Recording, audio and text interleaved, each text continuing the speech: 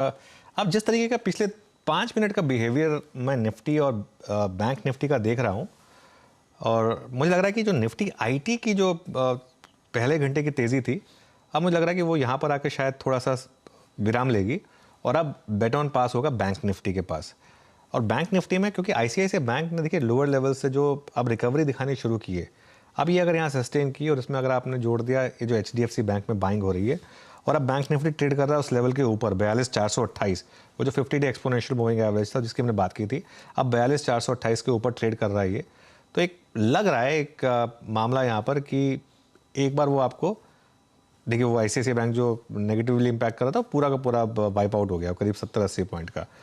अब अगर यहाँ से थोड़ा सा सस्टेन करेगा ऊपर तो एक इंटरेस्टिंग ट्रेड आपको दे सकता है शायद बैंक निफ्टी, तो थोड़ा सा उस पर नज़र रखें। अच्छा, एक और स्टॉक लेकर आइए जो एक्चुअली 2-3 दिन से सपोर्ट कर रहा है मार्केट को, रिलायंस। एक बार रिलायंस का चार्ट लेकर आते हैं और देखते हैं किस तरीके का मूव यहाँ पर। करीब करीब 1% ऊपर इस समय रिलायंस। चंदन, कोई कॉल यहाँ पर रिलायंस पर, कोई व्यू?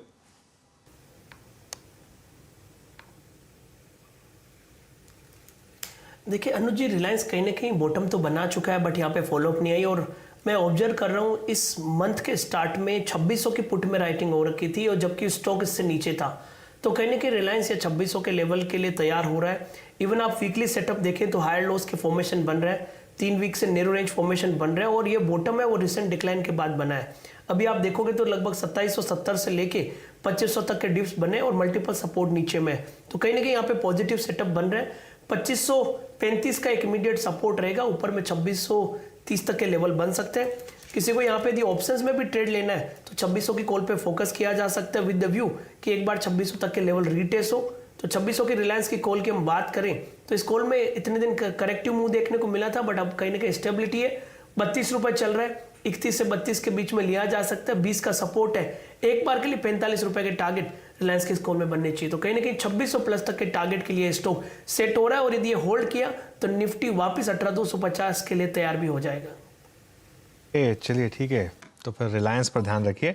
रिलायंस की बात हुई है तो स्टैंडर्ड डिस्क्लेमर आपकी स्क्रीन पर एक बार वापस आएगा, लेकिन सबसे इंपॉर्टेंट स्टॉक है मार्केट के लिए तो इसलिए इसका जिक्र करना जरूरी होता है। अब एक काम करते हैं, हमारी सीरीज 4 का चौका उसकी शुरुआत करते हैं। सबसे पहले सस्ता ऑप्शन सचिन की तरफ से। सचिन बताइए।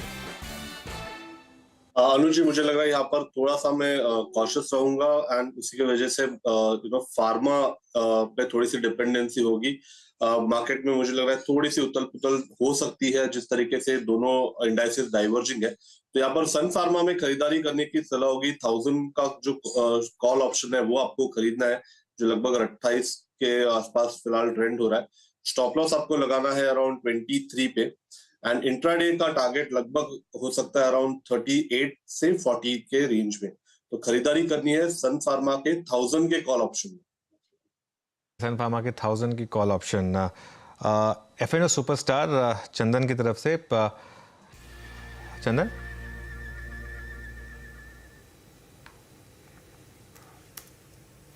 बिल्कुल, देखिए बाजार में मैं यहाँ पे मेटल पे फोकस करूंगा क्योंकि निफ्टी मेटल पूरा स्ट्रेंथ बनाए हुए हैं। यदि हम मल्टीपल टाइम फ्रेम देखें, चाहे डेली, वीकली, मंथली और इवन रिलेटिव रोटेशन ग्राफ में भी पूरा का पूरा मेटल यहाँ पे स्ट्रेंथ और मोमेंटम दिखा रहा है। और जब मेटल की बात करें तो सबसे प्रिफर्ड रिसेंट पिक आता है जिंदाल स्टील। जिंदाल स्टील पे खरीदारी की सलाह है। आज के दिन भी इस काउंटर में ओआई के हिसाब से शॉर्ट कवरिंग के बाद लोगों के बिल्टअप बन रहे हैं। स्टॉक ऑलरेडी अपने लाइफ टाइम मल्टीपल ईयर्स के हाई के आसपास चल रहा है, लगभग अपने 10-11 सालों के हाई पे है। यहाँ पे एक पोल एंड फ्लेक का ब्रेकआउट हो रहा है। 4-5 दिन पहले जो 600 के आसपास स्ट्रगल कर रहा था उस लेवल के ऊपर डिसाइसिवली होल्ड हो रहा है। तो 588 590 का सपोर्ट जोन है, उस सपोर्ट से 620 के टारगेट के लिए जिंदाल स्टील पे खरीदारी की सलाह देंगे।